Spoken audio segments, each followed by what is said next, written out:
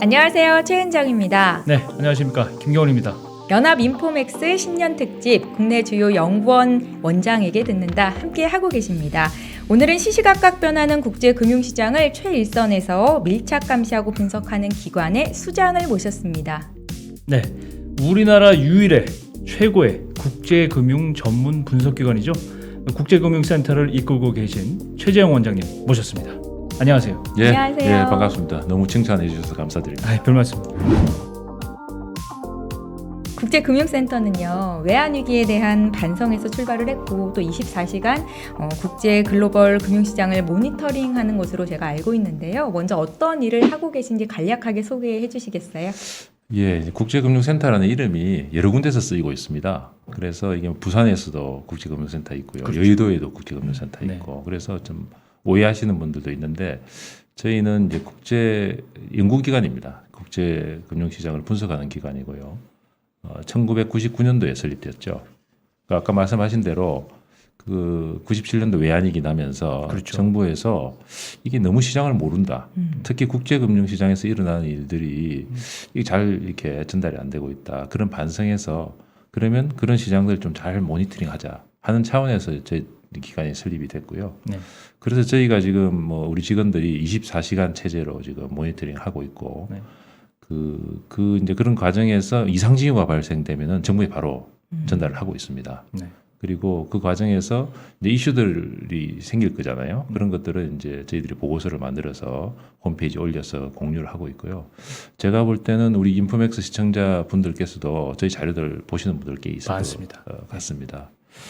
그 예전에는 저희가 사실은 국제금융 정보가 잘 없었어요. 그래서 저희가 이제 국제금융 정보를 수집을 하고 이렇게 제공해 드리면 저희들 칭찬을 많이 받았는데, 네.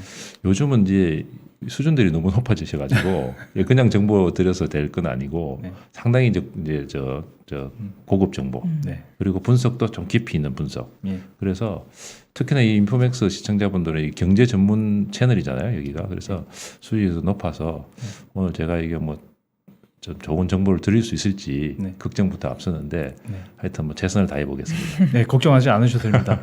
저희가 저희 독자 여러분들이 국제금융센터의 자료를 정말 매일매일 매시간 이용하는 걸 확실하게 보고 있습니다. 아유, 감사합니다. 원장님 올해로 취임 3년 차가 되셨는데요. 네. 장기화되고 있는 이 기간 중에 팬데믹이라든가 글로벌 긴축 이슈까지 굉장히 불확실성을 키우는 그런 각종 변수들이 많았어요. 이 기간에 굉장히 좀 바쁘셨을 것 같아요. 어떤 일정을 보내고 계신지 궁금합니다. 제가 이제 19년 6월에 취임을 했었거든요. 네. 해서 지금 이제 말씀하신 대로 한 2년 반 정도 지나고 있는데, 제가 오자마자 한 1년도 채 안 돼서 코로나19가 터졌습니다. 네. 그래서 사실은 뭐 지난 2년 동안 정말 바쁘게 보냈거든요. 그 정부에 그게 있습니다. 그 정부의 저 금융시장하고 거시경제에 대한 위험을 관리하는 협의체가 있습니다. 네. 그게 이제 그 거시경제금융회의라고 그러는데요. 위원장이 이제 기재부 차관, 네. 그리고 이제 한은 부총재, 금융위원회 부위원장, 금감원 부원장, 수석 부원장, 그리고 이제 민간에서는 제가 참여를 하거든요. 네. 그래서 그 회의가 그 2020년도에는 거의 뭐 한 일주일에 2번 정도 네. 열리다시피 했었고요. 그 이제 참여하는 과정에서 저도 그렇고 저희 직원들도 국제금융시장 파악해서 보고하고 또 정부는 정부대로 대응 마련한다고 상당히 고생을 많이 했었습니다. 예. 보통 다른 연구원장님도 비슷한 그런 일정을 보내고 계실 것 같은데요. 네. 저도 아침에 좀 일찍 나옵니다. 한 7시쯤 나와가지고 네. 전날 있었던 시장 상황도 좀 체크하고요. 그리고 그날 이제 발표될 지표들이 뭐 있는지 좀 체크하고, 그래서 좀 여러 가지 사항을 정리해서 10시쯤에 이제 우리 직원 연구진들하고 미팅을 하면서 그날 해야 될 일들을 이렇게 좀 정리를 합니다. 그리고 이제 일과 중에는 이제 정부 분들도 좀 만나고, 네. 그리고 시장 분들도 만나서 의견 교환을 좀 하고요. 네. 5시쯤 되면은 이제 연구진들이 분석한 자료들을 이제 저하고 같이 이제 최종 이제 마무리를 합니다. 그래서 이제 그 다음 날 이제 홈페이지에 올리고 하는 네. 그런 과정들을 쭉 보내고 있고요. 최근에는 뭐 아시다시피 뭐 통화 긴축, 네. 통화 정상화 문제하고 인플레이션 문제, 네. 이런 문제들 때문에 이제 그쪽에 지금 관심을 두고 있고, 뭐 그거 외에 지난 2년간에 일어났던 여러 가지 이슈들이 있잖아요. 네. 뭐 그다음에 정책 대응들 이런 것도 한번 정리를 해보자 해서 그거 정리하는 작업도 지금 병행을 하고 있습니다. 이게 나중에 도움이 될 것 같았어요. 그렇죠. 밤에 주무시기는 하시는 거죠? 예.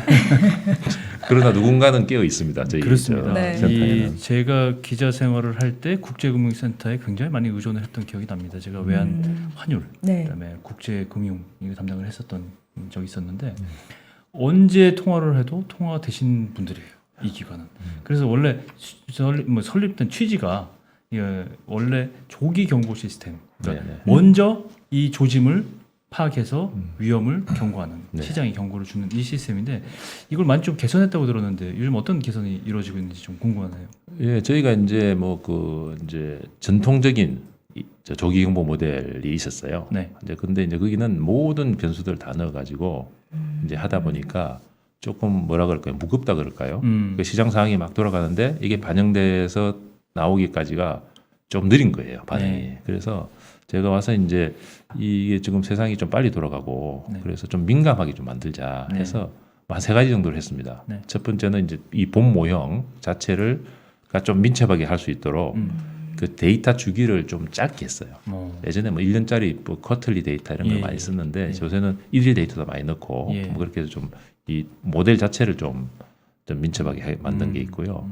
그다음에 이 큰 모형 말고 당장 이게 국제금융시장에 일어나는 위험 요소들이 있어요. 네.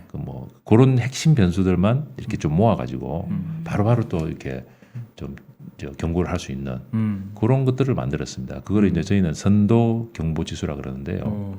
이제 리딩 어닝 시스템이죠. 네. 그런 거를 만들어서 지금 운영을 하고 있고요. 예.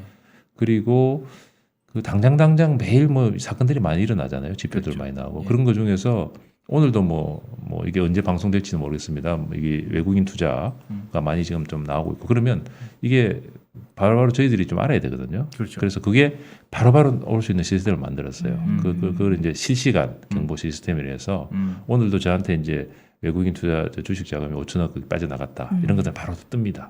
예, 그런 것들을 해서 이게 이제 촘촘하게 좀 관리를 해보자 하는 쪽으로 지금 제가 좀 일을 좀 하고 있습니다. 네. 네.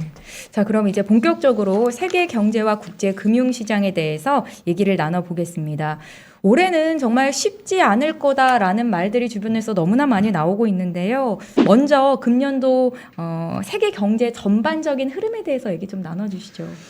예, 먼저 작년부터 조금 간단하게 말씀드리면 작년이 참 좋았잖아요. 세계 네. 경제가. 의외로 좋았던 거죠. 예, 그래서 처음에는 걱정들도 많이 했었는데 지금 세계 경제 성장률로 보면 네. 한 6% 정도 예. 성장을 했고 그 전에는 마이너스 3%로 하락을 했었어요. 그렇죠. 예. 그러니까 그야말로 V자 회복을 한 거죠. 네. 그게 이제 주 원인이 주 동력이 백신하고 예. 정책이었어요. 그 두 쌍도 맞춰가지고 이제 이렇게 성장을 했는데, 그럼 금년도는 어떻게 될 것 같으냐? 보면 저희는 아마 3가지 정도로 지금 정리를 해서 말씀을 한번 드려보겠습니다. 첫 번째는 전반적인 분위기는 작년보다는 좀 성장률이 좀 둔화된다. 그런데 이 성장률이 예년의 평균보다는 좀 높다. 네. 그래서 작년 6%라 그러면 세계 경제 성장률 중심 기준으로 해서 금년은 한 4% 중반 네. 정도로 간다. 근데 이 수준이라는 게 팬데믹 전에 5년 정도 평균이 네. 3% 중반이었거든요. 그러니까 그거보다는 이제 높은 수준으로 가기 때문에 실물 경제 쪽으로 보면 그렇게 나쁘지는 않다 이렇게 보고, 미국, 유로존, 우리나라를 포함해서 전체적으로 이런 분위기로 지금 보시면 좋을 것 같고요. 중국은 조금 다릅니다. 중국은 작년에 한 8% 정도 그렇죠. 성장을 했는데 지금 금년은 5% 성장 이렇게 좀 보고 있거든요. 근데 이 5% 성장이라는 게 팬데믹 전에 중국 평균 성장률을 보다도 보면 낮은 수준인 그렇죠. 거죠. 6% 6.7% 이랬단 말이죠. 네. 그보다 낮은 상태인데. 네. 그러니까 근데 이게 나쁜 것이냐? 꼭 그런 건 아니다.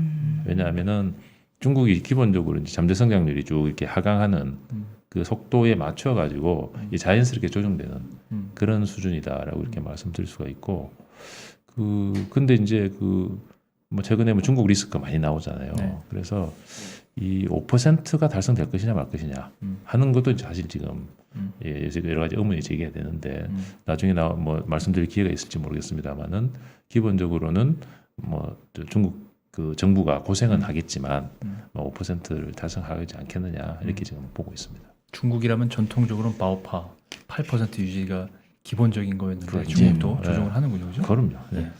옛날 일단 원장님 말씀은 이제 올해가 생각보다는 그렇게 세계적으로도 그렇고 국내 경기 성장률도 나쁘지 않을 것이다 이렇게 보고 계신 건데요. 국제금융시장 전체적으로는 어떨까요? 뭐 지금 말씀하신 대로 지금 국내 증시도 그렇고 최근에 뉴욕 증시도 많이 빠지고 있어서 네. 사업개미들 굉장히 속이 상한 그런 상황이거든요. 그 방금 뭐 실물 경제는 뭐 전반적으로 그렇게 나쁘지 않다 이렇게 말씀을 드렸는데 저희도 국제금융시장 여건은 아무리 봐도 네. 그 좋게 이게 보이지를 않거든요. 그 전체적으로 뭐 지금 통화 정책 정상화 속도가 지금 빨라지고 있어서 네. 뭐 유동성이 뭐 줄어들 거 아니겠어요? 네. 근데 그 유동성이라는 게 그동안에 금융시장을 받쳐준 거거든요. 네. 그래서 그거가 줄어들고 있고 그 다음에 아까 말씀드린 대로 성장률도 네. 뭐 성장은 하지만 네. 그 작년보다는 낮단 말이죠. 네. 낮은 둔화된 성장으로 둔화되고 상태죠. 그다음에 신용 팽창 이 돈을 빌려주고 자기가 채권 발행하는 이 시장도 지금 많이 이제 축소가 되고 있다. 그렇죠.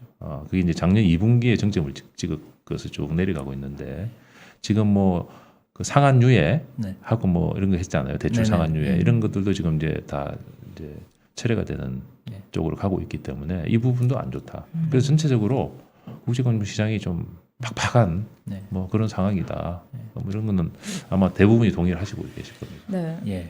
국제 금융 변수 중에 또 중요한 것 중에 하나가 금리, 환율, 주가라고 할 수 있을 텐데요. 먼저 금리부터 좀 짚어보도록 하겠습니다. 최근에 미국 장기 금리 상승세가 무서울 정도인데 어떻게 보고 계세요?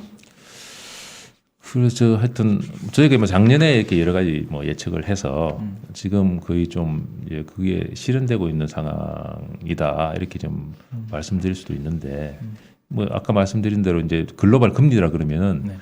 그 미국 10년물 국채금리를 그렇죠. 주로 얘기를 하지 않습니까? 네. 그러면 이 10년물 국채금리가 어떻게 될 것이냐를 볼 때는 한 세 가지 정도를 보시면 좋을 것 같아요. 첫 번째는 이제 단기금리, 단기 정책금리를 포함해서 정책금리는 초단기금리고 네. 그러면 거기에 영향을 미쳐 단기금리가 형성될 텐데 그 단기금리가 상승을 하게 되면 장기금리도 같이 상승을 그렇죠. 하게 되고요. 그다음에 인플레이션, 인플레이션이 올라가면은 또 이 장기금리가 상승하게 됩니다. 네. 그리고 이게 이제 10년물 장기 채권이기 때문에 이 장기간 보유함에 따른 유동성 위험이 또 있습니다. 그리고 유동성 위험이 올라가면은 또 금리가 올라가거든요. 그래서 이게 하나하나씩 보면 뭐 해답이 나올 수가 있는데 단기 금리는 지금 미 연준이 계속 올리겠다는 거 아닙니까? 그러니까 이게 올라가는 쪽으로 작용할 수밖에 없고 인플레이션 지금 상당히 지금 저희 뭐 시장 예측을 벗어나서 계속 오르고 있단 말이죠. 지속되고 그래서 이것도 오르는 요인 쪽으로 가고 있고 그리고 단기 금리하고 인플레이션이 흔들리면 이 장기 유동성 위험도 올라갑니다. 그게 맞춰서 올라가게 되는데 그래서 이 여러 가지를 다 보더라도 장기 금리는 이제 글로벌 금리는 우상향 쪽으로 이제 갈 수밖에 없는 이제 그런 상황이고요. 그래서 이제 뭐 말씀하셨듯이 이제 작년 말부터 이제 이 금리가 오르기 시작해서 금년 들어서 뭐 더 오르고 최근에 2.9%를 뚫느냐 마느냐 이렇게 지금 맞습니다. 되고 있는데 시장에서 볼 때는 2% 정도로 지금 보고 있거든요. 연말까지 네. 보고 있는데 저희는 그 인플레이션이 지속 더 된다든지 그다음에 그 QT 같은 거 그 양적 긴축 이런 것을 실제로 시행하게 된다. 그러면 2%를 넘어서서 상당히 금리가 요동칠 가능성이 높다. 이렇게 보고 있습니다. 보면 지금 뭐 작년에 10년물 금리 말씀하셨는데 미국 10년물 금리 작년에 저점 같은 경우는 한 0.4%까지도 했었고 최근에는 뭐 말씀하신 1.89 찍어서 올라왔는데 돌이켜보면 2008년 금융위기 때는 4%까지도 갔던 금리예요. 그 경험이 있기 때문에 네. 굉장히 좀 금리를 투자자들이 많이 지켜보고 있는 사실입니다. 맞습니다. 금리가 사실은 제일 중요한 변수 중에 하나죠. 자산 관리하고 하는데 가장 원래는 중요한 국내 변수 중에 투자자들이 미국 금리 잘 원래는 그렇게까지 신경을 안 썼거든요. 네. 워낙에 안정적인 흐름이 있어서 요즘은 좀 상황이 바뀌었습니다. 네. 환율도 문제입니다. 지금 환율이 최근 달러 강세 분위기가 너무 심해서 원달러 환율이 지금 1,200원 정도 위협을 하고 있고, 곧 아마 1,200원 올해 저희가 한번 기사와 관련돼서 조사를 해보니까 기업들이 대충 방어적으로 1,200원 정도의 환율은 수출입 기업들은 환율을 잡아놨더라고요. 네네. 그 얘기는 1,200원 예상하고 가겠다는 얘기거든요. 네네네. 환율 전망 어떻게 보세요? 그 환율 전망 뭐 사실 좀 어렵잖아요. 어려운데 뭐 환율 전망하려면 어차피 달러 인덱스, 달러 가치부터 이제 먼저 그렇죠. 봐야 되는데 네. 달러 가치도 뭐 몇 가지 이렇게 보는 이제 저 포인트들이 있잖아요. 그 국제금융시장 리스크가 올라가면 네. 달러 값은 좀 올라가게 돼 있습니다. 그렇죠. 올라가게 돼 있고 안전자산이기 때문에 올라가게 돼 있고, 그다음에 그 미국의 경제 성장률이 올라가면은 미국 경제를 좋게 보기 때문에 금리가 또 환율이 달러 가치가 또 올라가게 돼 있고, 미국 통화 정책이 긴축이 되면은 네. 또 달러 가치가 올라간단 말이죠. 금리 올라가니까요. 예. 예. 그러니까 이게 지금 세계가 모두 달러 강세가 되는 쪽으로 지금 네. 움직이고 있어요. 예. 그렇기 때문에 달러 강세는 지금 뭐 당분간 계속 될 것이라고 보고 있는데, 그러면 이게 원 달러 환율은 어떻게 되느냐? 달러화 가치가 상당히 중요한 위치를 차지하고는 있긴 하지만 네. 원화도 이제 우리나라 사정을 봐야죠. 그렇죠. 원화가 강세 요인이 있느냐 없느냐 하는 걸 봐야 되는데, 그래서 조금 복잡하긴 합니다. 근데 원화도 꽤 강세 요인이 있어요. 이렇게 보면 이게 지금 기본적으로 이제 경상수지가 흑자 기조를 지금 금년에도 계속 유지를 할 것 같고, 달러가 이제 많이 들어오게 되고, 그 다음에 그 통화정책 정상화 속도가 지금 우리가 먼저 발을 뗐잖아요. 네. 그래서 미국보다 지금 속도가 지금 빨리 진행되고 있고, 그리고 그 되돌아보시면 작년에 그 환율이 확 상승했을 때 그게 왜 상승했냐 그러면은 여러 가지 이유가 있겠지만 반도체가 정점을 찍고 이제 하강할 것이다 그렇죠. 하는 그런 그 보고서들이 막 나오면서 환율이 또 상승했었거든요. 그렇죠. 근데 그게 지금 금년도 하반기쯤이면 다시 이제 상승으로 돌아설 것 같다는 예측이 좀 나오고 있습니다. 그런 걸 종합해 보면 원화 강세 요인도 꽤 세다. 그렇다 그러면 달러 강세 요인하고 원화 강세 요인이 어떤 것이 세든 것인지 그렇죠. 이런 걸 봐야 되는데, 그러니까 결론적으로 말씀드리면 일방적으로 원 달러가 약세로 가지는 않을 것 같다는 게 이제 기본 생각이고, 사실은 지금 뭐 조금 뭐 이게 좀 지금 상황하고는 안 맞지만 지금 시장에서 보는 그 IB들이 보는 네. 그 원달러 환율의 지금 금년도 전망치는 1,170원이에요. 그 부근에서 움직이고 있거든요. 평균. 예. 근데 지금 1,200원 오늘도 좀 더 올랐던데 네. 1,200원까지 지금 막 뚫느냐 마느냐 이렇게 지금 하고 있거든요. 그래서 이거는 왜 그러냐 그러면 이 모든 요건에도 불구하고 아까 말씀드린 대로 국제금융시장이 불안해지면 이건 상승 압력을 달러 받게 선호하게 됩니다. 되죠. 예, 아무래도 상승 압력 받게 됩니다. 네. 그래서 지금 이제 1,198원 뭐 이렇게 지금 되는 수준이 이게 정상적인 거냐 아니냐 그걸 떠나가지고 이 부분은 지금 국제금융시장이 상당히 좀 불안하다 하는 것을 좀 반증하는 그 사례가 된다 이렇게 해석할 수도 있습니다. 외국인 주식자금 유출과도 관련이 좀 있겠죠, 환율도. 외국인 자금 유출자금 뭐 당연히 관련이 있는데 외국인 추세적으로 좀 그런 것 같아요. 주식 자금이 지금 오늘도 많이 빠졌더라고요. 네. 빠져가지고 지금 주식 투자하시는 분들 걱정이 많으실 텐데 예. 그게 뭐 2년간 많이 빠졌어요. 네. 지난 2년간 많이 쭉 빠졌는데 그 빠진 금액 대비해서 주가가 오른 게 더 큽니다. 그렇죠. 그래서 외국인이 보유하고 있는 그 금액을 따지면 더 커요. 그래서 이게 마냥 우리 시장이 안 좋아가지고 막 빠져나간다 이렇게 좀 보기도 쉽지 않은 것이 그렇습니다. 예전보다도 그 19년 4분기보다 더 많이 지금 보유하고 있거든요. 금액으로 따지면 자, 그런 차원에서는 어떤 면에서는 이게 이제 그 자기들이 보유 비중을 이렇게 좀 유지한다는 차원에서 이렇게 조정하고 있는 것이 아닌가 하는 해석도 있습니다. 예, 사실 일반인들이 가장 관심이 있어 할 분야가 바로 주식일 텐데요. 그렇죠. 주가가 어떨 것이냐. 앞서 말씀을 드렸다시피 뭐 연초부터 정말 많이 흔들리고 있습니다. 어떻게 기다리면 좀 반등을 할 수 있을까요? 주가는 뭐 이렇게 예측하는 게 아니라고 그러더라고요. 특히나 이렇게 공중파에서는. 그래서 어려운데 대략 방향성은 저희들이 좀 말씀을 드릴 수가 있겠죠. 그 방향성 말씀드릴 때는 어차피 기본으로 돌아가야 됩니다. 그 주가라는 게 결국은 뭐 여러 가지 뭐 이론도 있고 뭐 있지만 결국은 기업 실적에 비례하고 그렇죠. 펀더멘탈이죠. 그렇죠. 금리하고 예. 그다음에 시장 리스크에는 반비례한단 말이죠. 네. 그러니까 그걸 짚어보면 대충 이 방향성은 나옵니다. 아까 말씀드린 대로 금년도가 작년도보다는 경제가 성장이 둔화된단 말이죠. 네. 그럼 기업 실적도 그에 맞춰서 또 둔화되는 쪽으로 가는 거고요. 그래서 보니까 실제로도 작년 2, 4분기가 정점이었더라고요. 그 기업 실적이 나오긴 하지만 이제 저 증가 속도가 조금씩 줄어드는 둔화되고, 거죠. 네. 둔화되고 있다는 게 첫 번째고, 두 번째 뭐 금리 아까 계속 말씀드렸잖아요. 오르잖아요. 오를 거잖아요. 그렇게 하고 그 다음에 그 시장 리스크 이 통화 정책하고 뭐 지금 뭐 이 상황을 보시면 작년보다도 시장 상황이 좋다 이렇게 볼 수는 없단 볼수 말이에요. 없죠. 그럼 리스크가 올라간단 말이에요. 네. 그러면 그 주가를 올리는 기업 실적 전망은 지금 안 좋고 네. 주가를 끌어내리는 금리하고 시장 리스크는 지금 올라가고 있고, 그러면 이게 아무리 생각해봐도 이게 만만치 않다 이렇게 말씀을 드릴 수밖에 없고, 그런 차원에서 이 주가가 상승을 하는 것보다는 좀 조정적으로 가지 않겠느냐. 근데 지금 글로벌 은행들은 이렇게 표현을 해요. 글로벌 투자은행들을 보면 제한적 상승, 아직까지는 그렇게 보고 있어요. 글로벌 그 주가를 제한적 상승. 그러면 조금은 상승한다는 얘기인데 저는 그것도 조금 너무 낙관적이다 이렇게 지금 보고 있는 편입니다. 세계 경제와 국제 금융시장을 전체적으로 짚어주셨습니다. 그렇다면 올해 특히 눈여겨봐야 할 어떤 악재들, 위험 요인들은 없는지도 궁금한데요. 아무래도 역시 뭐 글로벌 긴축이 그쪽을 좀 집중적으로 봐야 되는 겁니까? 예, 뭐 금년에 역시 화두가 네. 그동안에 쭉 풀었던 유동성을 이 대감기하는 뭐 그런 거지 않겠습니까?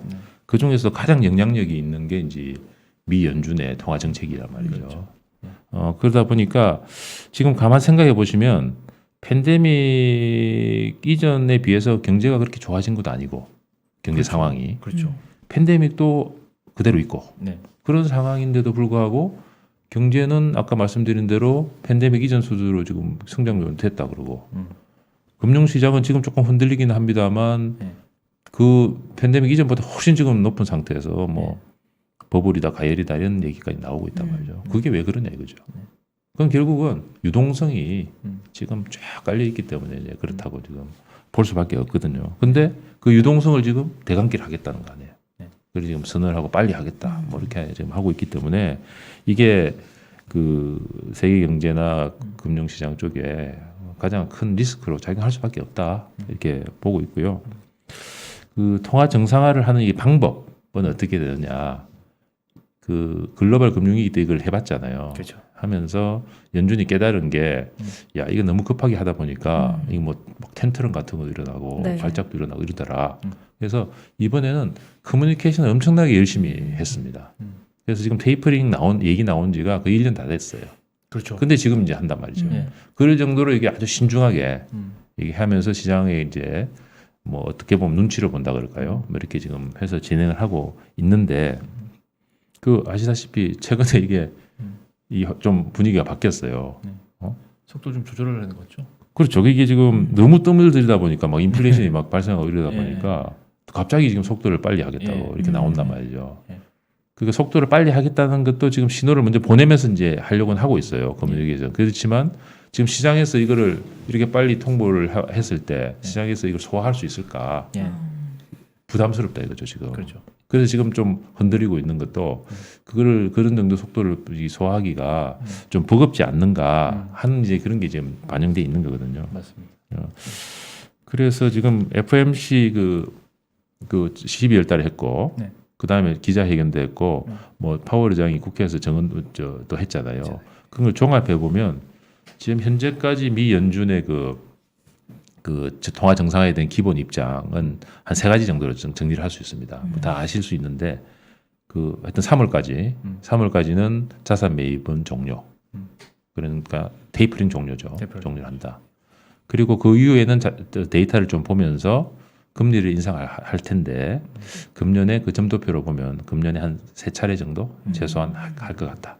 그거 그리고 이 인플레이션이 좀 심해지거나 또 경제가 좀 잘 버텨준다 그러면 그 QT라 그러죠. 양적 긴축도 할 수 있다. 뭐 이런 정도까지가 지금 이제 패드의 지금 이 입장이거든요. 입장인데 지금 시장은 한 발짝 더 나가고 있어요. 지금 금리가 지금 컨센서스는 4차례 정도 더 인상이 될 것 같다. 예. 그리고 뭐 오늘 뭐 골드만삭스 같은 데 5차례 뭐 얘기도 나오고 있거든요. 그렇게 하고 있고 양적 긴축도 금리 한두 번 올리고 나서 바로 할 수도 있겠다. 뭐 이런 식으로 지금 앞서 나가고 있어요. 그래서 앞으로 그럼 이 이제 통화정책 정상화 속도, 강도 이게 이제 어차피 세계 경제를 좌우할 텐데 이제 그거를 보실 수 있는 뭐 어떤 뭐 방법은 결국은 그 인플레이션 지표하고 고용 지표 이 두 개에 따라서 달려 있단 말이죠. 그 지금 지난달에 7% 인플레이션 찍었는데 그게 계속 뭐 7%대를 계속 더 유지를 하고 있다, 한다 이런 지표들이 계속 나오면 속도가 빨라질 수밖에 없습니다. 그렇죠. 빨라질 수밖에 없고 강도도 좀 더 세질 수 있고 그런데 이제 고용 지표도 같이 보거든요. 고용 지표가 좀 안 좋다. 그러면 이거 좀 속도를 조절할 수도 있을 가능성이 있다. 그리고 이제 그 두 가지를 좀 보시면 좋을 것 같고요. 그런데 통상 연준이 한번 금리를 인상했잖아요. 네. 그러면 이거 기조를 바꾸지 않습니다. 아. 그거를 한번 인상을 하면은 계속 후퇴를 하지 않고 하는 경향이 있어요. 네. 그 이번 이 직전에도 보면은 그 15년에서 18년까지 한 3년에 걸쳐서 9번 인상했거든요. 그 사이에 이렇게 내린 적이 없어요. 그 사이에는 쭉 올렸고 그 전에도 보면은 한 번 했을 때 17회 17번을 이렇게 올렸단 말이에요. 그런 차원에서 이 금리가 한번 인상이 되면 시장에는 상당히 부담스러운 반응이 나올 수 있다. 이렇게 보고 있습니다. 연준이 그래도 글로벌 투자자들에게 그나마 안심을 주는 시그널을 주잖아요. 늘 이제 예상되는 수준에 맞춰서 예상되는 속도를 예측 가능한 속도로 이 말을 뭐 자주 쓰긴 했었는데 네. 그게 이제 어그러지기 시작하면 취약한 국가들 경제 구조가 좀 가뜩이나 이 팬데믹 때문에 어려운 상황인 국가들이 취약하고 과거에도 그런 상황들이 많이 있었고 대표적으로 2008년 금융위기 때 굉장히 그때도 와인딩했다가 언와인딩했다 갑자기 와인딩을 확 해버리니까 이제 테트럼이 일어났잖아요. 2013년 정도부터 시작해서 그때 굉장히 그 여러 국가들이 뭐 금융위기를 시발점으로 해서 굉장히 고생했던 기억이 있단 말이죠. 근데 그게 재발하지 않을까 또 이런 걱정도 있는 거죠. 예, 그렇게 이제 걱정하시는 분들 많습니다. 네. 많고 기본적으로 그 미국이 긴축을 한다는 얘기는 미국의 돈값을 올린다는 얘기거든요. 그렇죠. 그렇다 그러면 아무래도 미국의 자산들이 더 매력적으로 보일 수밖에 없고 그렇다면 돈이 이제 미국 쪽으로 더 흘러가겠다 하는 이제 신호인데 그 중에 이제 뭐 신흥국 같은 데서도 이제 그걸로 이동할 수 있는 그런 이제 전체적인 그건 있죠. 그 방향성은 있는데 그 저희가 이제 자료를 쭉 살펴보니까 그 글로벌 금융 위기 때 하고는 조금 다른 양상으로 보일 수 있겠다 하는 게 이제 보입니다. 좀 긍정적인가요? 그 긍정적일 뭐 한 양면을 갖고 있어요. 네. 양면을 갖고 있는데 뭐냐 그러면 글로벌 금융 위기 때는 그 위기가 이제 회복되면서 신흥국이 먼저 이 회복을 했습니다. 더 빠른 속도로 빠른 속도로 회복해서 신흥국에서 선진국에서 그 늘어나는 유동성들이 글로 많이 갔어요. 많이 갔는데 이제 양적 통화 정책 정상화를 한다. 그렇죠. 그러니까 그때 갔던 돈들이 쫙 빠져나왔단 말이에요. 그렇죠. 빠져나오려고 하면서 막 이게 실제로 많이 안 빠져나왔지만 그 빠져나오려고 하면서 문제를 많이 일으켰잖아요. 그게 이제 테이퍼 텐트럼이라고 하고 뭐 이렇게 하는데 지금은 보니까 신흥국에 돈이 별로 안 갔어요. 신흥국에. 그래서 그 숫자를 제가 몇 개 뽑아봤는데 네. 그 글로벌 금융위기 때는 그 중국 제외, 중국을 제외한 그 신흥국 있잖아요. 뭐 브라질이나 이런 쪽에 전체 늘어나는 유동성의 13%가 갔습니다. 13%가 갔고 중국에는 얼마 갔냐면 2% 갔어요. 근데 이번에는 신흥국에 4% 갔습니다. 중국 제외에서 4% 정도 가고 중국에 14% 갔어요. 13%. 그러니까 중국으로 거의 다 가고 신흥국에는 많이 안 갔다는 거죠. 그 말은 그렇게 빨리 가는 것들을 우리가 뭐 어떤 성격으로 규정할지는 모르지만 한 번인 가능성이 있잖아요. 그렇죠. 한 번인 의심해 가능성이 볼수 있는데 있죠. 예, 갑자기 확 갔다 확 갔다 하는데 그리고 갑자기 확 가는 돈이 이번에는 신흥국 쪽, 중국 제휴 신흥국 쪽에는 별로 없었다. 그렇다 보면 이게 긴축을 하더 통화 정책 정상화를 하더라도 신흥국에서 빠져올 만한 돈이 그렇게 많지는 않을 것이다. 라는 걸 우리가 생각해 볼 수 있고요. 그렇죠. 근데 이제 또 다른 측면에서 보면 네. 또 이게 다른 얘기가 나오는데 그때는 신흥국이 빨리 성장을 했는데 이번에는 그 신흥국이 이번에는 신흥국이 속도가 늦어요. 아까 말씀드렸잖아요. 성장세가. 성장 속도가 선진국이 빠릅니다. 예. 예전에 왜 빨랐냐면요. 통상 위기 극복할 때 보면 네. 글로벌 수요가 늘어납니다. 글로벌이 다 분위기가 좋아지니까 그렇죠. 신흥국들이 이제 대여 의존도가 높잖아요. 수출이 잘 돼가지고 빨리 회복을 하거든요. 예. 하는데 이번에는 완전히 좀 모양이 달라졌어요. 이번에는 이 팬데믹 위기의 그 어떤 그 주 동력이 방역을 백신을 포함해서 방역을 어느 정도 잘하느냐, 잘할 수 있는 능력이 있느냐 네. 하고 국내 경기를 어느 정도로 부양할 수 있는 그런 재정이나 통화 정책 여력이 있느냐 네. 이게 지금 핵심이었단 말이죠. 그런 그런데 면에서는 우리나라가 좀 우위에 있지 않을까요? 우리나라 그렇게 하여튼 선진국이 네. 선진국이 그 부분에 있어서는 훨씬 더 잘하는 거죠. 아. 신흥국보다. 네, 네, 네. 그렇다 그러니까 이제 선진국이 지금 빨리 성장을 하고 있는 거고. 그래서 이번에는 그 한머니 때문에 문제가 될 게 아니고 예. 이번에 그 방역 정책이라든지 그 국내 경기 부양 정책을 잘 못한 국가들이죠. 못한 그 신흥 국가들.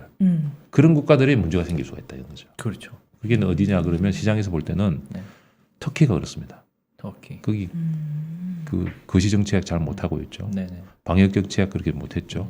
뭐 그런 나라들, 터키라든지 뭐 남아공, 그다음에 그 필리핀, 그 남미의 뭐 몇 개 국가들 이런 국가들이 지금 이제 시장에 나돌고 있거든요. 근데 그런 국가들은 이게 뭐 이렇게 뭐 자금이 그런 차원이 아니고 경제 펀더멘털 자체가 안 좋아지기 때문에 그나마 있던 돈들도 혹시 빠져나갈 수도 있다. 그런 차원에서는 문제가 있을 수가 있다. 디폴트라는 표현까지도 쓸 수 있는 정도의 위기인가요?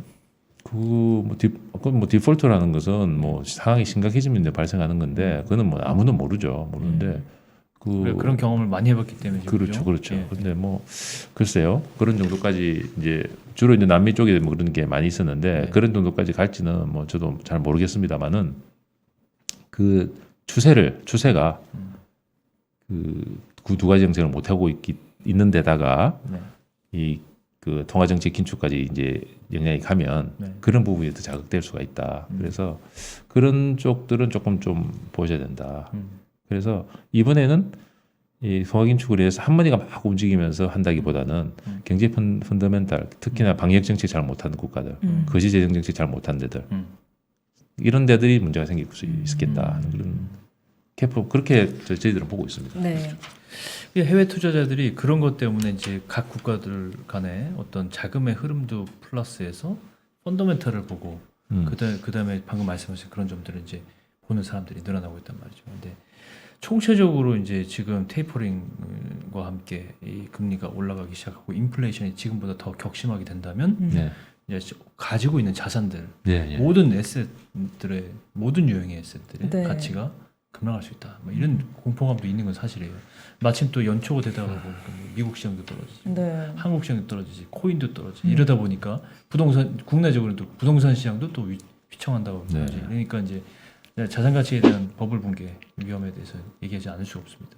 예. 어떻게 보세요? 결국은 지금 우리 팬데믹 기간 중에 워낙 초완화적인 정책들을 폈었고 글로벌 전체적으로 그게 이제 결국은 유동성이 많이 늘어난 거 아니에요? 그렇죠. 날아났는데 그 유동성이 이제 실물 시장으로 가면 인플레이션을 일으키고 자산 시장으로 가면 자산 가격을 상승시킨단 말이죠. 예.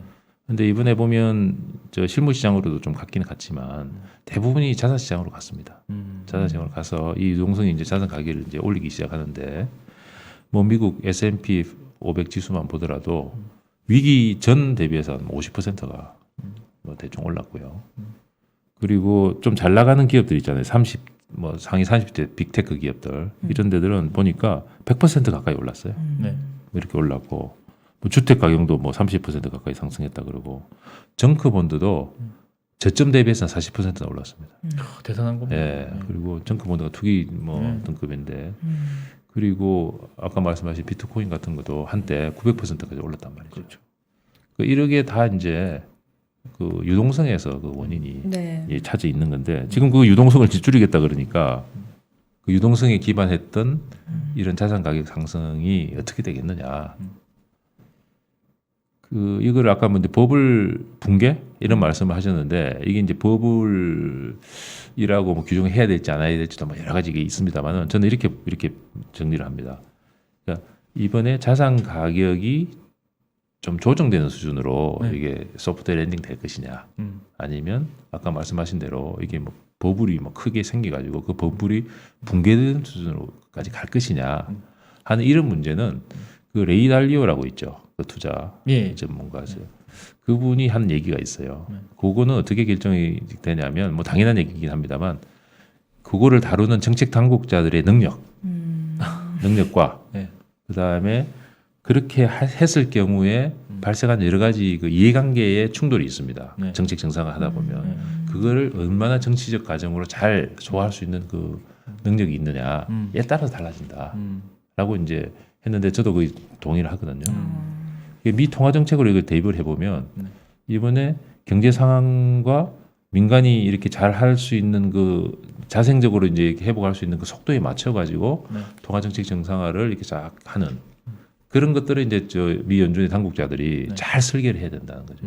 그게 첫 번째고 그 능력이 첫 번째고 일단 그렇게 하다 보면은 자산 시장에서 문제가 생길 수도 있고 그다음에 실물 쪽에서도 어려움이 발생할 수 있잖아요. 그렇죠. 일단 그런 부분들도 이 정치적 과정이나 정책적 과정에서 잘 이렇게 이 체제 내에서 흡수가 잘 돼서 해결이 된다. 그러면 이게 이제 소프트 랜딩으로 가는 거고 그게 막 잘 막 윽박자가 나고 이렇게 되면은 그게 뭐 이름을 버블 붕괴라고 할지 자산 가격이 많이 떨어진다고 할지 그런 식으로도 갈 수가 있는 거죠. 그래서 그 정리해서 다시 말씀을 드리면 이 부분에 대해서는 네. 그 자산 버블 붕괴 뭐 이렇게 뭐 되는 까지는 것은 뭐 보다는 아닌 것 같고요. 네. 그렇지만 유동성에 기반했던 자산 가격 상승 이 부분은 상당 부분 조정이 되지 않겠느냐 하는 게 이제 기본적인 생각이면서 그걸 어떻게 잘 대응할 것이냐 하는 문제에 대해서는 또 안타깝지만 또 미국 연준의 그 행보를 또 볼 수밖에 없다. 뭐 이렇게 좀 말씀드리고 싶습니다. 그래도 미리 대비하고 싶은 마음이 큰데요. 전체 자산 시장에서 특히 좀 주의해야 될 부분이 있다면요. 이 자산 시장이 뭐 하여튼 모든 게 지금 유동성 증가에서부터 시작이 되는데 유동성이 증가하고 저기 수익률이 지금 낮아졌잖아요. 이자율이. 그러다 보니까 이 수익률이 높은 쪽에 위험이 크더라도 수익률이 좀 높은 쪽에 투자를 하려고 하는 인센티브가 많았어요. 그렇죠. 예, 그래서 소위 하이 리스크 하이 리턴. 네. 그런데 이 또 수익을 더 또 극대화하기 위해서 네. 레버리지 또 많이 냈어요. 그렇죠. 그 하이 레버리지. 네. 그래서 이렇게 해가지고 이제 투자를 한 곳들이 꽤 있거든요. 네. 근데 유동성이 풍부하고 네. 페더가 뒤를 받쳐주는 상황이니까 이런 투자 전략들이 또 성공도 했어요. 그렇죠. 그동안에. 예. 그런데 이 유동성이 싹 이제 그치는 거 아니겠어요? 네. 그러니까 유동성 밑에 숨어있던 이 리스크들이 나타난다는 거죠. 그런 부분들을 저희들이 이렇게 우리 연구진들이 또 한번 해봤어요. 해보니까 한 네 가지 부분 정도로 이제 볼 수가 있는데 네. 이 첫 번째는 이제 성장주 쪽에 너무 쏠림이 심한 글로벌 주식시장 이쪽이 하나 있고요. 그 흥다 사태로 이미 한번 나왔는데 그 투기 등급 채권들, 그 다른 말로는 하이힐드 채권이라고 그래요. 하이힐드 채권들 시장 그쪽. 그리고 주로 이제 그 비유동적인 자산에 M&A라든지 이런 데 투자를 하는 데가 이제 사모펀드 시장이거든요. 뭐 그런 곳. 그리고 이제 규제 사각지대가 있습니다. 뭐 가상자산을 포함해서 이제 거기에서 이제 어떤 일이 일어나는지는 잘 모르는 규제 당국에서도 그런 부분들, 이런 부분들이 레버리지가 많이 해서 그러니까 부채를 많이 해서 수익률 극대화시켰던 수익률을 부분이죠. 극대화시켰던 됐단 말이죠. 네. 근데 그동안은 다 지켜줬어요. 페드가 미 연준이. 근데 그게 지금 나는 이제 물러나겠다라고 지금 이제 발을 빼고 있는 이런 상황이기 때문에 그런 부분이 이제 문제가 될 수 있다 하는 거고요. 뭐 성장주만 조금 더 말씀드리면 그 성장주 쏠림 현상이라는 게 역으로 보면 네. 그 성장주가 많이 이제 상승했다는 거고 그게 돈이 많이 갔다는 거 아니에요. 네. 근데 반대로 보면 얘들이 내려가면 네. 전체 시장 자체를 흔들 수가 있잖아요. 그렇죠. 그 비중이 크니까 네. 뭐 그런 게 있다는 저 위험이 있고 네. 그 아케고스 음. 지난 3월에 아케고스 사태가 사실은 그런 겁니다. 음. 그 특정한 주식에 이분들이 소위 올인을 했거든요. 네. 올인을 했고 레버리지는 낼 수 있는 만큼 다 했고. 다 냈고. 근데 이게 이제 가치가 떨어지니까 마진콜 뭐 걸리고 그렇죠. 난리가 나가지고 그 사태가 난 거거든요. 네. 그런 사태들이 이 유동성이 거치는 그 디레버리징이라고 하죠. 이 과정에서 우리가 자주 나타나지 않을까 하는 그런 걱정이 듭니다. 지금 표정이 어두워지고 있는데 포지션이 좀 있다고 봐야 되겠습니다. 아우 자산시장 점검을 좀 잘해야겠다라는 생각이 좀 드네요. 앞서서 앞으로의 양적 긴축의 속도는 고용지표 그리고 인플레를 좀 살펴봐야 된다고 원장님 말씀하셨잖아요. 네. 최근 미국을 중심으로 인플레이션이 참 큰 문제인데 올해 인플레 전망은 어떻게 하십니까? 물가가 지금 뭐 미국 중심, 우리나라도 그렇습니다. 미국 중심으로 보면 엄청나게 지금 무섭게 오르고 있거든요. 네. 이게 지금 인플레이션이라는 게 문제가 된 게 이렇게 심각하게 문제가 된 게 최근 뭐 수십 년간 없었어요. 거의 기억이 없습니다. 네. 네. 그래서 찾아보니까 40년 만에 기한이다. 이렇게 해서 미국만 보더라도 지금 지난달에 그 지난 12월 달에 7%를 찍었잖아요. 네. 그 40년 만에 이제 최고 그렇죠. 인플레이션이고. 그런 물가 상승이 네. 없었죠. 네.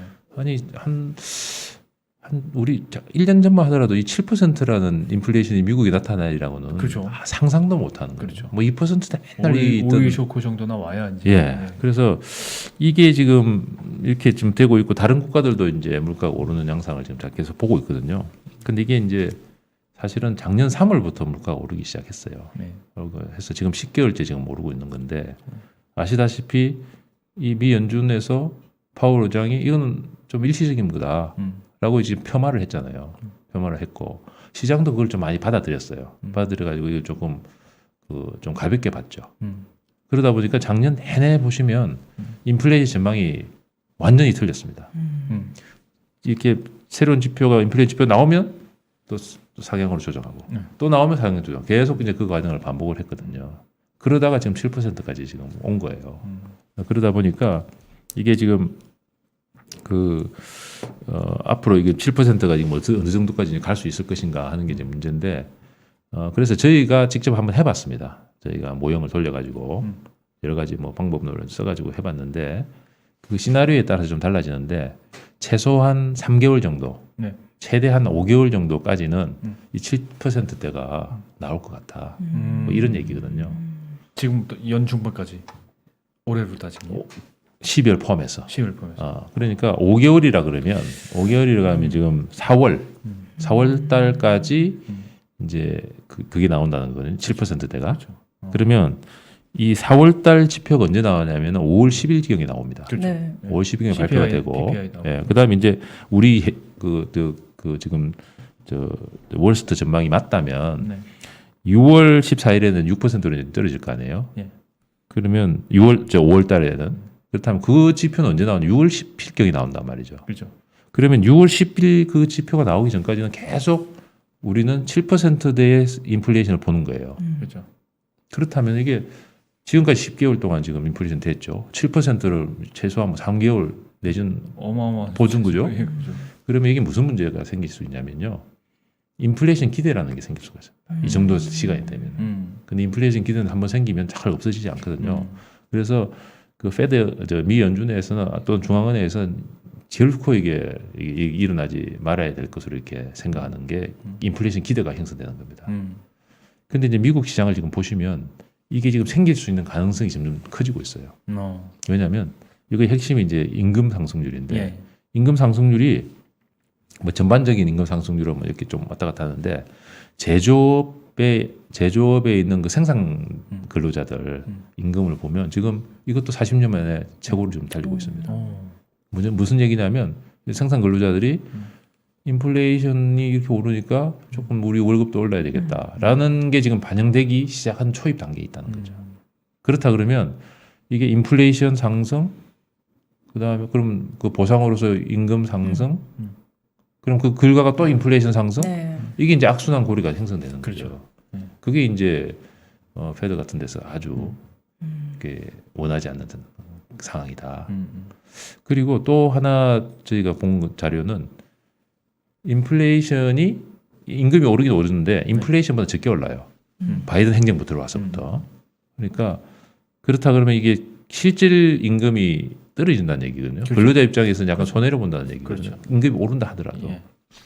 그렇다 그러면 바이든 행정부가 명색이 뭐 노동자를 위한 지금 정당인데 이 실질 임금이 하락하는 것을 좀 그냥 두고서 용인할 수는 없는 예. 거다 말이죠. 예. 그러니까 페드도 지금 미 연준도 용인할 수 없는 상황. 음. 바이든 행정부 정부 차원에서도 용인하기 없는 상황이 지금 동시에 발생하고 있기 때문에 지금 그 미 연준의 인플레이션에 대해서는 태도를 바꾼 게 그리 오래되지 않았습니다. 네. 작년 12월 달부터 확 바뀐 거예요. 네.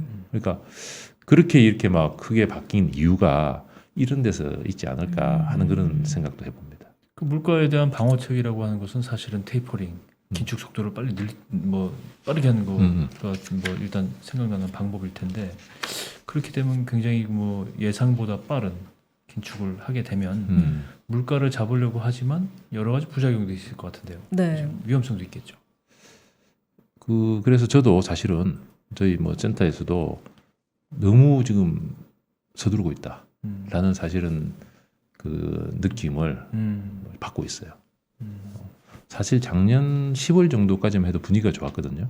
예. 작년 10월만 돌아가 보시면은 그때 뭐 일시적이라는 게 아직까지 살아 있었기 때문에 인플레이션이 인플레이션은 일시적이고 금년 들어오면은 뭐 대충 이렇게 이제 완화 쪽으로 쭉 내려갈 것이다 하는 게 기본적으로 깔려 있었고요. 그러다 보니까 통화 정책도 정상화 속도가 아주 완만하게 부드럽게 갈 것이다. 그래서 약대 약으로 해서 이 인플레이션도 별로 없고 네. 통화 정책 정상화도 완만하게 가기 때문에 경제에 큰 부담도 없고 네. 그래서 경제는 뭐 적정한 성장을 되고 인플레이션은 잡히고 네. 그게 이제 골디락스 경제거든요. 그렇죠. 그래서 그 골디락스 경제라는 말이 그때 있었어요. 네. 그래서 올해 좀 괜찮겠다. 2022년은 그런데 그 분위기가 확 바뀌었잖아요. 그게 이제 인플레이션이 막 치솟고 이러니까 인플레이션이 이게 그 오는 말이 고가에 가는 말이 곱잖아요. 인플레이션이 워낙 세게 와버리죠. 세게 와니까 이 연준에서도 이 아주 터프하게 지금 그렇죠. 반응하게 되는 강대강 지금 구조로 가는 거죠. 예. 이 강대강 구조로 가가지고 인플레이션을 잡으면 괜찮은데 지금 최근에 인플레이션 그 요인을 보시면 그 안에 수요층 요인이 있는 게 아니고 공급층 요인이 섞여 있습니다. 꽤 많이 있어요. 그 말은 이 통화 정책은 수요를 쪽을 이 영향이 미치는 거거든요.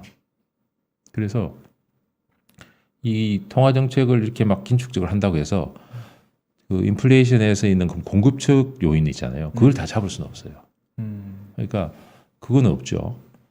그래서 이게 완전하게 이게 통제가 가능하지가 않은 상황이 발생할 수가 있고. 예. 근데 통화 긴축을 하면요. 실물 경제는 바로 영향을 미칩니다. 네. 그럼 이게 뭐 어떻게 되겠습니까? 인플레이션 단기적으로 보면요. 인플레이션은 잘 못 잡고 경기는 둔화를 시키고 네. 그게 이제 스태그플레이션이에요. 그렇죠. 그래서 스태그플레이션 얘기가 지금 나오고 있는 거거든요. 그래서 이 지점이 저는 상당히 좀 걱정이 되는 상황이고 그 개인적으로는 작년에 미 연준이 네. 너무 인플레이션에 대해서 소프트하게 좀 대응을 했어요. 그래서 이제 인플레이션을 막 좀 어떻게 보면 키웠다고 볼 수가 있고. 근데 이제 금년 들어와서는 너무 이걸 또 강하게 지금 대응을 하다 보니까 경제 자체에 많이 부담을 주는 쪽으로 갈 수 있지 않겠느냐. 예전에 미국 그 경제 그 역사를 보면 미 연준이 강하게 긴축을 하는 바람에 그 경기가 이게 좀 둔화되고 침체에 빠진 적이 많았거든요. 네. 그래서 막 그런 부분들이 좀 사실은 걱정이 좀 되는 그런 상황입니다. 네.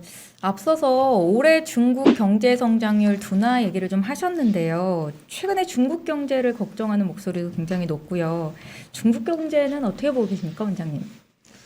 중국 경제는 아까 저 모두에 한번 제가 언급했습니다만은 네. 지금 시장의 컨센서스는 한 5% 정도로 보고 있거든요. 예. 그리고 중국 정부도 한 5% 정도 하겠다고 좀 하고 있고요.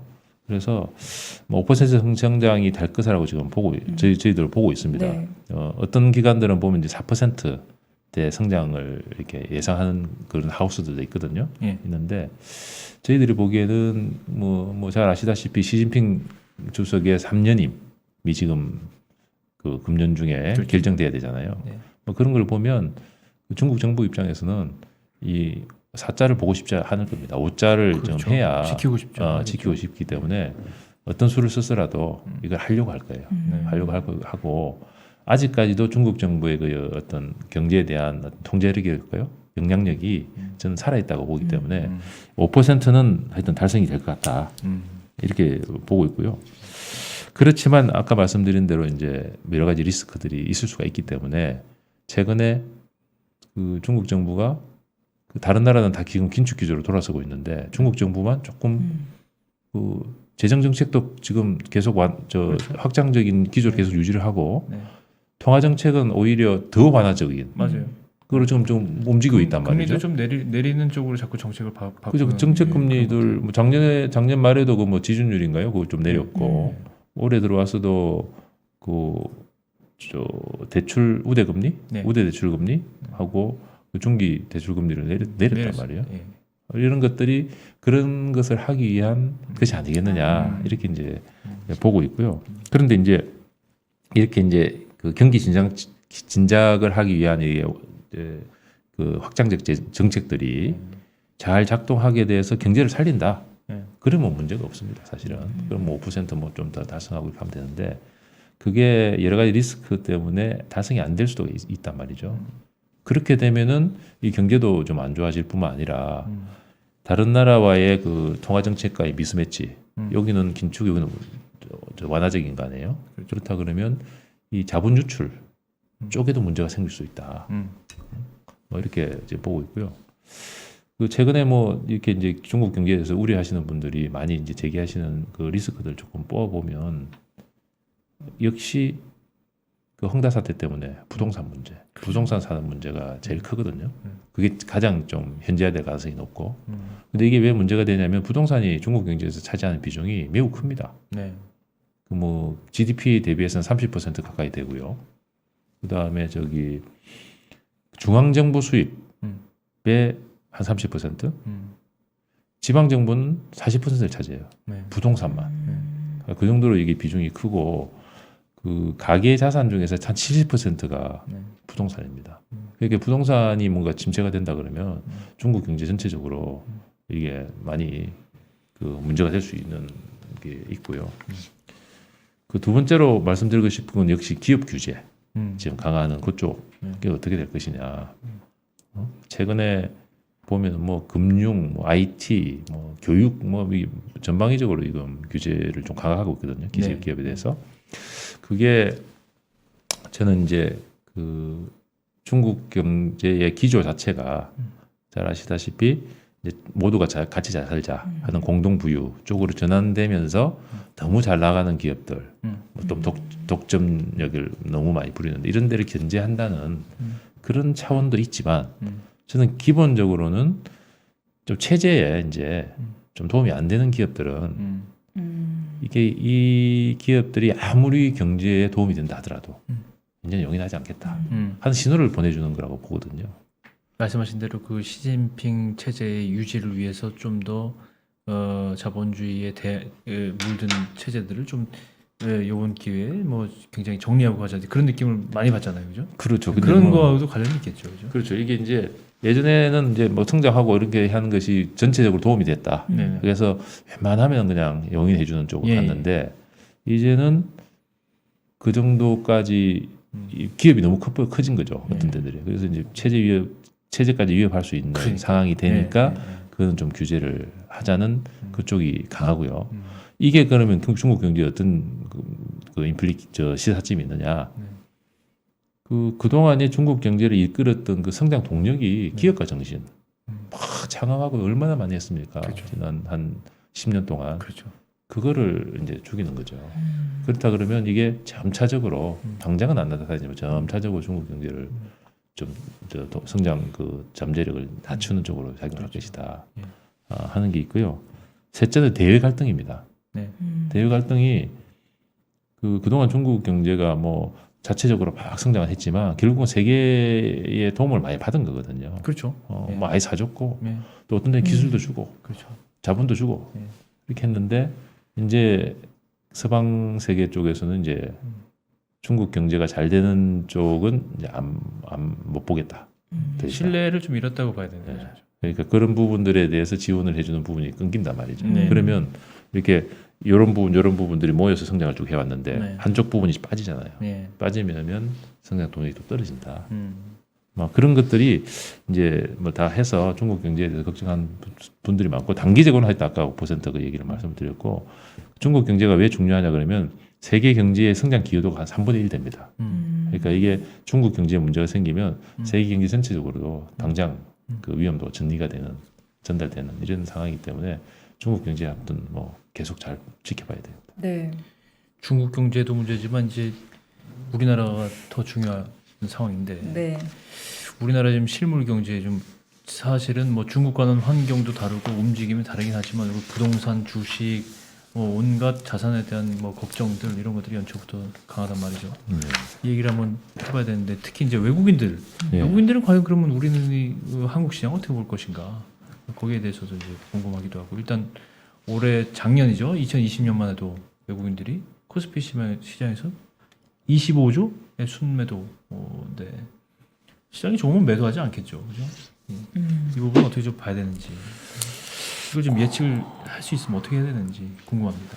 오늘도 뭐 주식을 많이 팔았더라고요 외국인들이 받았는데 그 우리나라를 외국 투자가들이 어떻게 보느냐 하는 것은 이제 주식을 바라보는 거하고 채권을 바라보는 거 네. 이걸 보면은 역으로 좀 추정할 수 있을 것 같다 이런 생각을 하거든요. 네. 그래서 아까 말씀하신 대로 지난 2년간 주식 쪽은 쭉 빠졌습니다. 네. 좀 보니까 20년에 25조, 네. 21년에 26조에서 51조가 빠졌거든요. 2년 동안. 예, 빠졌는데 채권은 또 엄청 들어왔어요. 음. 채권은 그거보다 더 많이 들어왔는데 20년에 26조, 작년에는 66조 원 들어왔어요. 그래서 총 92조 원이 들어왔단 말이죠. 그럼 이걸 어떻게 해석을 해야 되느냐? 그러니까 외국인들은 이 우리나라를 볼 때 주식이라는 것은 성장성, 채권이라는 것은 안정성이거든요. 그렇죠. 그러니까 우리나라를 볼 때 이 나라는 안전하긴 하다. 근데 성장 쪽은 좀 약하게 보는 거 아니냐. 그래서 그런 식으로 외국인들을 보고 있는 것 같아요. 그렇기 때문에 주식 쪽은 조금 이렇게 조정을 좀 하고 빠지고 채권은 계속 들어오는 거죠. 특히나 최근에 들어오는 그 채권 시장에 들어오는 자금들을 보면요. 네. 그 외국의 국부 펀드들, 그 다음에 그 중앙은행 자금들이 많이 들어와요. 장기 투자. 예, 그러니까 장기 투자고 네. 안정적인 투자고 우리나라에 대한 신뢰가 있는 돈들이죠. 돈의 한번이가 질이 좋다고 봐야 아니고. 되겠네요. 예. 그래서 그런 걸 종합해 보면 그 외국인들이 보는 우리나라에 대한 시각 안전하다. 그게 이제 신용 등급에도 반영돼 있잖아요. 그렇죠. 신용 등급에도 아주 우리 높이 나 있잖아요. 그런데 성장성은 잘 모르겠다. 뭐 이렇게 지금 보는 거 아닌가. 근데 외국인이 우리 생각하고 달리 외국인의 시각인 것 같다. 뭐 이렇게 보이고요. 근데 아까 지금 주식이 지금 빠진다 그랬잖아요, 계속. 네. 근데 아까도 말씀을 좀 드렸습니다만 이게 지금 저 자료를 제가 보니까 그 19년 말에 외국인 보유 잔액이 네. 590조 원이었어요. 590조 원인데 아까 말씀드린 51조 원이 나갔거든요. 예. 그런데 21년 말에 네. 외국인 보유 잔액은 780조 원입니다. 주식 가치가 올랐으니까. 예, 그리고 200조 원이 증가했어요. 이 잔액으로 보면. 예. 뭐 최근에 좀 더 빠지고 있긴 합니다만. 그리고 이걸 볼 때 이게 과연 우리 주식시장을 막 떠나는 것이냐. 살짝 이익 실현한 것처럼 보이네요. 그 이익 실현 내지는 금액으로 보면. 그 금액 우리나라에 막 뭐 너무 많이 돈을 놔두지는 않을 거 아니에요. 자기들은 다 그 어느 정도 비중이 있을 거 있으니까. 아니에요. 그러니까 그 비중을 이렇게 이렇게 유지하려고 하는 그런 움직임 과정에서 나온 게 아니냐 하는 생각도 있어요. 물론 이 국제 금융 시장이 안 좋아지면은 전체적인 글로벌 그 유동성 자체가 줄어들기 때문에 빠지죠. 빠지는데 지금 최근에 막 빠지는 것은 좀 그런 요인들이 좀 있는 것 같고요. 국제금융시장이 안 좋기 네. 때문에. 근데 기본적으로 바라보는 눈은 완전히 뭐 이렇게 뭐 하겠다는 게 아니고 네. 이거 좀 이렇게 자기들이 갖고 있는 그 비중들을 좀 유지를 하면서 이렇게 하지 않느냐 포트폴리오 차원에서 뭐 그런 경향도 있는 것 같습니다. 그러니까 외국인 투자자들이 국내 주식 자금을 대거 이제 빼가고 있는 걸 너무 예민하게 받아들일 필요는 없다라는 말씀이신가요? 그걸 뭐 제가 함부로 얘기하면 나가는데 그렇게 이제 해석을 할 수도 있는 거죠. 그러니까 그냥 근데 빠져나간 돈만 보면 마구 빠져나갈 것 원장님 설명 같은데 들으니까 거기에 대해서 너무 비관할 필요는 없다는 생각이 듭니다. 예. 어떤 그건 이제 비중 알아서 부분에서. 해석하십시오. 예. 네, 앞서 계속해서 말씀을 하셨는데 미 연준의 통화 정책 정상화가 이제 본격화가 되면 우리나라가 아무래도 영향을 안 받을 수 없을 것 같은데요. 어떻게 보세요? 아까 말씀드린 대로 이제 주식시장에 돈이 빠져나갔고 채권 시장에서는 좀 더 많이 들어왔잖아요. 네. 그렇다고 하면 뭐 극단적으로 말해서 주식시장에서는 더 빠져나갈 돈이 그렇게 많지는 않다는 거죠. 물론 지금도 뭐 빠져나가고 있습니다만 이 긴축 통화 긴축을 해가지고 그 영향으로 인해 가지고 이게 우리나라에서 막 특별히 빠져나가고 그렇게 급격하게 빠져나가 그거는 아닐 것 같아 하는 생각이 일단 들고요. 채권 시장은 많이 들어왔는데 그러면 지금 빠져나갈 돈이 많이 있을 수도 있는 거 아니에요. 근데 여기는 아까 말씀드린 대로 안정적인 자금들이 많이 들어와 있고 그 다음에 우리가 먼저 지금 세 차례 먼저 그 금리를 인상했잖아요. 선제적으로 했죠. 그게 이미 예방 주사를 맞은 거예요. 그렇죠. 맞았기 때문에 이게 좀 뭐 저기서 좀 한다 하더라도 미국에서 이미 지금 예비가 돼 있는 상태고 그렇기 때문에 채권 시장에서 뭐 바로 빠져나간다. 이것도 그렇게 그냥 쉽게 뭐 예측하기도 그게 보기가 힘들다. 뭐 그래서 전체적으로 뭐 통화 긴축을 하게 되면 글로벌 유동성 자체가 작아지기 때문에 전체적으로 조금씩 줄어들 수는 있어요. 네. 그런 영향의 한 요소로서 우리나라에 영향을 미칠 수는 있지만 우리나라에 특별히 막 그 영향이 막 불거져 가지고 하는 것은 좀 제한적일 수 있다. 다만 아까 말씀드린 대로 국제금융시장 상황이 아주 나빠진다. 네. 그러면 상당히 유의를 해서 봐야 됩니다. 그렇죠. 네. 많은 사람들이 투자자들이 그 전문가들도 그렇게 얘기하는데요. 상당한 금융시장 전체적인 글로벌 금융시장의 변곡점은 팬데믹이 종식되는 시점부터 시작될 것이다라는 주장들을 종종 하고는 합니다. 제가 들은 기준으로. 네. 근데 이제 팬데믹 이후에 과연 팬데믹이 팬데믹이 아니고 이제 일상화되는 과정, 뭐 치료제도 나오고 변곡점을 맞게 되면 정말 그 이후에 포스트 네. 코로나 이후에 경제적 상황은 전체적으로 어떤 변화가 일어날지 가장 먼저 일어날 변화는 뭘지 이런 것들에 대해서 예측을 좀 사람들이 많이 예상을 하고 네. 있습니다. 어떻게 생각하세요? 저는 그 부분에 대해서 좀 이렇게 뭐 좀 답변을 드리고 싶은데 그 팬데믹 우리가 과정을 쭉 거쳤잖아요. 네. 거치면서 이 팬데믹이라는 게 사실은 바이러스 때문에 생긴 거잖아요. 네. 그 과정에서도 미중 갈등도 더 심해졌고 네. 그리고 그 와중에서 막 산업도 뭐 그 적응하는 과정에서 뭐 여러 가지 뭐 산업들이 또 시도도 하고 이렇게 돼 있잖아요. 그걸 쭉 보면서 제가 예전에 읽었던 제레미 다이아몬드의 네. 총균세라고 있잖아요. 네. 그게 좀 생각나더라고요. 그 총균세가 그 주장하는 얘기가 그 여러 가지 문명들이 있었는데 어떤 문명도 엄청나게 발전하고 어떤 문명들은 그냥 원시 상태로 있었다. 네. 그게 결국은 총과 균과 새를 네, 그렇죠. 어떻게 잘 다루었느냐. 네네. 이거에 따라서 달라졌다. 이렇게 이제 아주 설득력 있게 해서 지금 뭐 베스트셀러로 계속 있잖아요. 네. 그래서 앞으로 포스트 팬데믹 시대를 어떻게 볼 것이냐 하는 것은 그것으로 봐도 네. 좀 그게 아주 적절할 것 같아 하는 생각을 최근에 해봤어요. 그래서 뭐 보시면 총부터 보십시다. 네. 그 지금 미중 갈등이 엄청나게 지금 네. 올라가고 있고 그 다음에 지금 미국의 리더십이 좀 떨어지고 있잖아요. 그렇죠. 그 우크라이나 뭐 지금 뭐 그런 사태들도 이 계속 이제 충돌이 많아질 것 같아. 그럼 이런 상황에서 어떻게 대응을 잘 할 것이냐, 그걸 잘 하려고 할 것이냐, 뭐 이런 것들이 중요할 것 같고요. 네. 그 다음에 총균이죠. 균도 바이러스 아닙니까? 네. 이 팬데믹의 시작과 끝이 균이잖아요. 네. 그러니까 그거가 지금 이번에도 보셨다시피 백신 뭐 잘 만드는 국가들이 이제 잘 컨트롤되는 나라들이 컨트롤되고 먼저 회복되겠죠. 경제도 회복이 잘 되고 네네. 했듯이 이게 지금 21세기 들어와서 이게 지금 안 좋은 그 전염병들이 나오는 주기를 보면 아주 짧아졌어요. 네네. 그러면 이 코로나19가 나가더라도 또 새로운 게 나올 수 있습니다. 그 보장을 못 해요. 맞습니다. 그렇다면 이런 균을 어떻게 잘 대응을 할 것이냐, 균에 그런 시스템이 되어 있느냐, 그런 그 과학 기술이 있느냐 하는 것도 앞으로 뭐 국가든 이런 데 영향을 미칠 수 있다는 거죠. 그리고 마지막 쇠잖아요. 청균세 중에 쇠는 지금은 4차 산업혁명으로 인해 가지고 뭐 여러 뭐 지금 뭐 복잡하게 엄청나게 돌아가고 있잖아요. 뭐 메타버스도 나오고 뭐 얼마나 좀 복잡합니까? 그 과정에서 이 쇠라는 게 이제 성장 동력인데 그렇죠. 그런 것들을 잘 만들어낼 수 있어야 됩니다. 특히나 요새 이제 그 다시 이제 부각되고 있는 ESG 있잖아요. 네. ESG 중에서도 이 분야는 네, environment죠. environment죠. 환경이죠. 네. 환경 분야는 이제 기후 변화하고 관계가 된 건데 이거는 이제 그 동안에 우리가 석탄 그 어떤 화석연료 현대 문명의 근간은 화석연료 문명이거든요. 네. 모두가 화석연료로 되어 있는데 네. 그걸 전면적으로 부정하는 겁니다. 네. 그렇다면은 그거를 대체할 수 있는 기술이 있어야 나와야 그게 성공할 수가 있단 말이죠. 아주 혁신적인 게 나와야 됩니다. 그러면 기존에 있는 걸 파괴를 하고 새로운 걸 창출하는 소위 파괴적 창조 이런 게 나와야 되거든요. 그런 과정들이 잘 지금 물길을 타야 된다는 것이죠. 그래서 저는 하여튼 그런 눈으로 개인도 그렇고 기업도 그렇고 국가도 그런 눈으로 앞으로 포스트 팬데믹이 어떻게 될 것인지를 보는 게 좀 도움이 되겠다 하는 그런 생각을 요새 좀 하고 있습니다.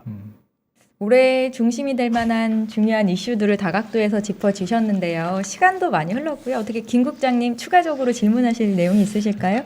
뭐 추가적으로 지금 너무 많은데 네. 시간이 한계가 있고 근데 원장님 설명을 이렇게 쫙 듣다 보니까 정말 그 올해 전망에 대해서 환하게 개안이 된 듯한 그런 느낌을 받았는데 시청자 여러분들도 그러셨을 거라고 생각합니다. 네, 아마 똑같은 생각을 하고 계실 거예요. 원장님, 저희 시청자분들을 위해서 마지막으로 조언을 해주고 싶은 말씀이 있으시다면 한 말씀 부탁드릴게요.